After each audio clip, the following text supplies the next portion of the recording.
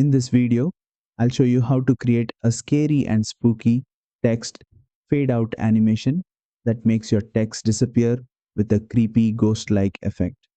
Let's go step by step. First, open your project in CapCut Mobile.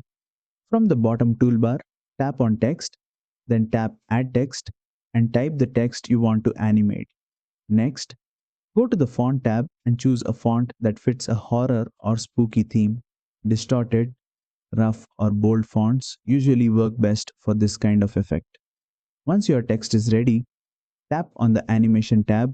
Now switch to the Out section, which controls how your text exits the screen. Scroll through the animations and select Skull Wisp Out.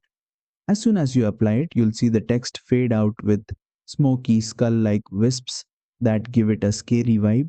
In CapCut Mobile, text animations are applied directly to the text layer, so you don't need to add any extra effects. To control the intensity of the spooky fade, use the duration slider. Drag it to the left for a slow, eerie disappearance, or drag it to the right for a fast and sudden scary fade.